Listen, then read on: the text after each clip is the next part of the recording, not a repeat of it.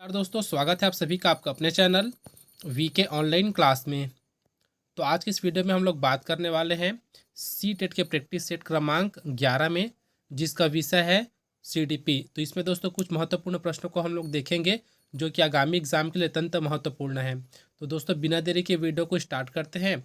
और वीडियो को स्टार्ट करने से पहले अगर आप लोगों ने चैनल को सब्सक्राइब नहीं किया है तो चैनल को सब्सक्राइब करके बेल आइकन को प्रेस कर दीजिए ताकि आने वाले वीडियो की नोटिफिकेशन आपको मिल सके। तो देखते हैं दोस्तों आज का हमारा प्रश्न प्रश्न है पहला प्रश्न आज का। समय समय पर बालक में हो रहे परिणात्मक व गुणात्मक परिवर्तन को क्या कहा जाता है। ठीक है, तो किस में हो रहा है दोस्तों परिवर्तन? तो बालक में क्या क्या परिवर्तन हो रहा है? तो परिणात्मक परिवर्तन है और गुणात्मक परिवर्तन है। तो इसको क्या कहा जाता है ये पूछा गया है।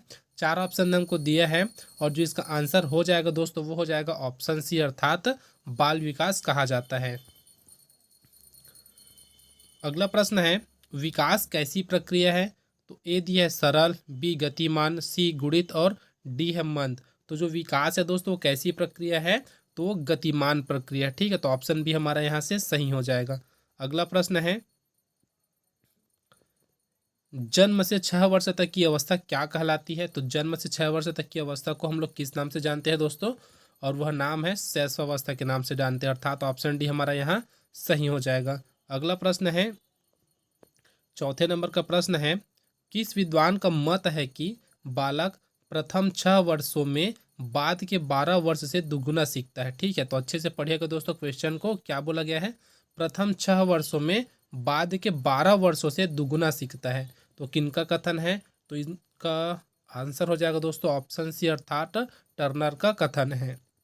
अगला प्रश्न है 5वें नंबर का प्रश्न है 5 वर्ष का बालक कहानी सुनते समय कहानी से संबंधित चित्रों को पुस्तक में देखना पसंद करता है। ठीक है दोस्तों, ये क्या करता है? कोई 5 साल का जब बालक रहता है तो कहानी सुनते समय वह संबंधित चित्रों को पुस्तक में देखना पसंद करता है। किसका कथन है ये पूछा गया है। तो इसका जो आंसर है दोस्तों वो हो जाएगा ऑप्शन डी, अर्थात तो क्रो एवं क्रो का।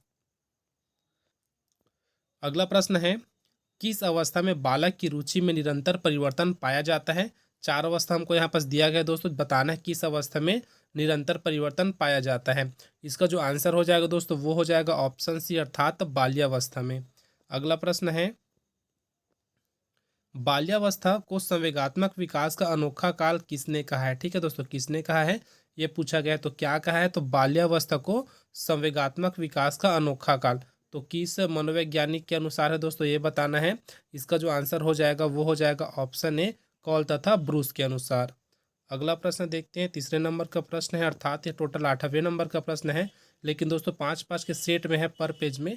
तो ये हमारा इस पेज का तीसरा प्रश्न है जिसमें दिया है किस अवस्था को जीवन का तूफान काल कहा जाता है। ठीक है दोस्तों, क्या है? जीवन का तूफान काल किस अवस्था को कहा जाता है ये प्रश्न है।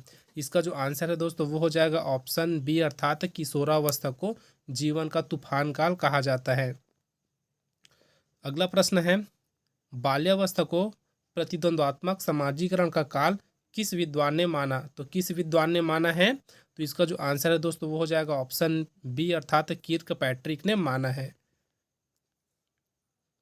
अगला प्रश्न है माता पिता से संतान को प्राप्त होने वाले गुणों को कहा जाता है, क्या कहा जाता है? ए है समाज, बी संस्कृति, सी है वंशानुक्रम और डी है गुण स्नेह। तो इसका जो आंसर है दोस्तों वो हो जाएगा ऑप्शन सी, अर्थात वंशानुक्रम कहा जाता है। अगला प्रश्न है किस मनोवैज्ञानिक ने अपने प्रयोग के आधार पर कहा कि माता पिता के चरित्र का प्रभाव संतान पर पड़ता है? ठीक है दोस्तों, किस मनोवैज्ञानिक ने कहा है ये पूछा गया है।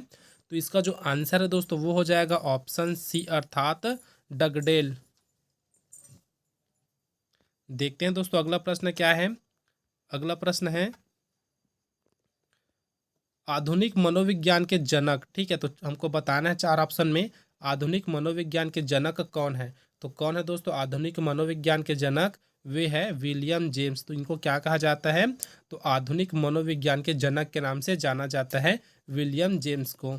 अगला प्रश्न है दोस्तों दिया है जीन पियाजे के संज्ञानात्मक विकास को कितनी अवस्थाओं में विभक्त किया गया है?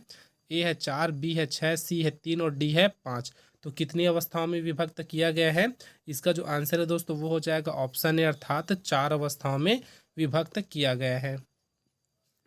अगला प्रश्न है, बालक को मनोवैज्ञानिक रूप से समझते हुए शिक्षा व्यवस्था तथा उनकी कठिनाइयों को दूर करना कहलाता है। क्या कहलाता है दोस्तों? ठीक है, क्या कहलाता है ये पूछा गया यहाँ पर, और इसका जो आंसर हो जाएगा वो हो जाएगा ऑप्शन बी, अर्थात बाल केंद्रित शिक्षा कहलाता है। ठीक है, क्या कहलाता है?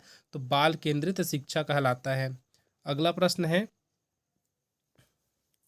निर्माण तथा खोज के सिद्धांत के प्रतिपादक है। तो याद रखिएगा दोस्तों, नाम क्या दिया है? तो निर्माण तथा खोज के सिद्धांत के प्रतिपादक का नाम हमको बताना है, और इसका जो आंसर है दोस्तों वो हो जाएगा ऑप्शन डी, अर्थात जीन पियाजे। ठीक है, तो ये क्या है? निर्माण तथा खोज के सिद्धांत के प्रतिपादक हैं। अगला प्रश्न है, शिक्षा मनोविज्ञान के जनक। तो शिक्षा मनोविज्ञान के जनक कौन है दोस्तों? ये पूछा गया है, और इसका जो आंसर हो जाएगा वो हो जाएगा ऑप्शन डी, अर्थात एडवर्ड थार्नडाइक। ये क्या है दोस्तों? शिक्षा मनोविज्ञान के जनक के नाम से जाने जाते हैं। अगला प्रश्न है, बुद्धि सीखने या अनुभव का लाभ उठाने की योग्यता है, किसका कथन है? तो यह कथन किसका है दोस्तों? इसका जो आंसर हो जाएगा वो हो जाएगा डियर बोर्न का यह कथन है।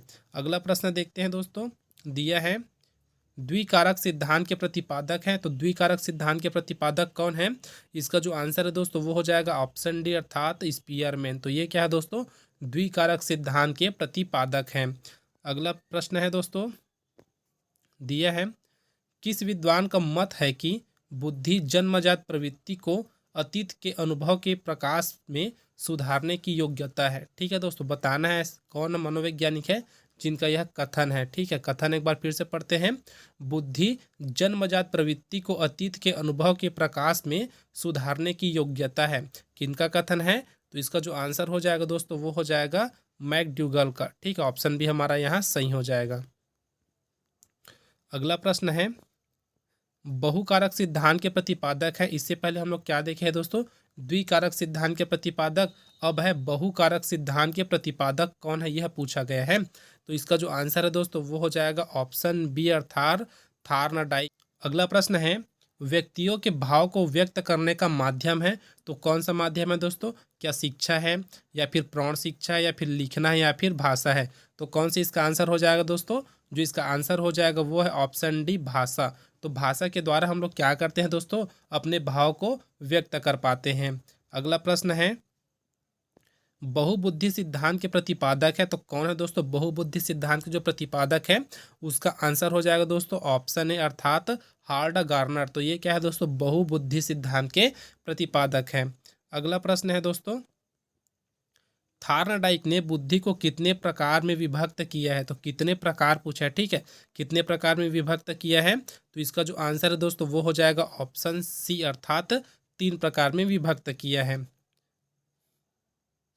अगला प्रश्न है, गैरिट ने बुद्धि को कितने प्रकार में बांटा है? अब देखो दोस्तों, दूसरा मनोवैज्ञानिक आ गया, तो इन्होंने अपने अनुसार बुद्धि को कितने प्रकार में बांटा है, तो हमको ये बताना है। तो इसका जो आंसर है दोस्तों वो हो जाएगा ऑप्शन बी, अर्थात कितना? तो 3 प्रकार में। इन्होंने भी क्या किया दोस्तों? 3 प्रकार में बुद्धि को बांटा है। अगला प्रश्न है, प्रयास एवं त्रुटि सिद्धांत के प्रतिपादक है। ठीक है दोस्तों, क्या है? प्रयास एवं त्रुटि सिद्धांत के प्रतिपादक कौन है? तो इसका जो आंसर है दोस्तों वो हो जाएगा ऑप्शन डी, अर्थात थार्नडाइक। ठीक है दोस्तों, ऑप्शन डी बस है, यहाँ सी कवर हो गया है, तो ऑप्शन डी हमारा यहाँ से सही हो जाएगा, थार्नडाइक। अगला प्रश्न है, किसने कहा कि बुद्धि का निर्माण प्राथमिक तथा मानसिक योग्यताओं द्वारा होता है? किसका कथन है दोस्तों? ये हमसे पूछा गया, हमको बताना है। 4 ऑप्शन दिया है, उनमें से यह किसका कथन है? तो इसका जो आंसर है दोस्तों वो हो जाएगा ऑप्शन सी, अर्थात केली तथा थर्स्टन का यह कथन है। अगला प्रश्न है, दिया है प्रश्न, बुद्धि परीक्षणों के जन्मदाता। तो कौन है दोस्तों बुद्धि परीक्षणों के जो जन्मदाता हैं, वे कौन है? तो इसका जो आंसर हो जाएगा दोस्तों वो हो जाएगा ऑप्शन डी, एल्फ्रेड बिने। ठीक है, एल्फ्रेड बिने क्या है? तो बुद्धि परीक्षणों के जन्मदाता है। अगला प्रश्न है, तीसरे नंबर का प्रश्न है, दिया है क्या व्यावसायिक मार्गदर्शन में ही बुद्धि परीक्षण की भूमिका महत्वपूर्ण होती है? ऑप्शन ए दिया है नहीं, ऑप्शन बी है हाँ, ऑप्शन सी है निश्चित नहीं है, और ऑप्शन डी है संभावित। तो क्या है दोस्तों इसका आंसर? तो इसका जो आंसर है दोस्तों वो हो जाएगा ऑप्शन बी, अर्थात हाँ। ठीक है दोस्तों, क्या है? ऑप्शन बी हमारा इसका सही हो जाएगा, अर्थात हाँ। अगला प्रश्न है, भाषा विकास सिद्धांत के प्रतिपादक है। तो कौन है दोस्तों भाषा विकास सिद्धांत के प्रतिपादक? तो इसका जो आंसर है दोस्तों वो हो जाएगा चोम्स्की, अर्थात ऑप्शन है हमारा यहाँ से सही हो जाएगा। अगला प्रश्न देखते हैं दोस्तों। प्रश्न है, प्रत्येक व्यक्ति में दो प्रकार की बुद्धि होती है, किस विद्वान का मत है? अब देखिए दोस्तों, हम लोग दो मनोवैज्ञानिक के अनुसार देखे हैं कि बुद्धि के तीन प्रकार होते हैं, बट यहाँ पास हम दूसरा प्रश्न देख रहे हैं जिसमें ये दिया है प्रत्येक व्यक्ति में दो प्रकार की बुद्धि होती है, तो किस विद्वान का मत है ये पूछा गया है। तो अब ये हमको बताना है कि ऐसा कौन सा मनोवैज्ञानिक है जिनके अनुसार जो व्यक्ति की जो बुद्धि होती है उसके दो प्रकार होते हैं। तो इसका जो आंसर है दोस्तों वो हो जाएगा ऑप्शन डी, स्पीयरमैन। तो इन्होंने क्या कहा है दोस्तों कि प्रत्येक व्यक्ति में दो प्रकार की बुद्धि होती है।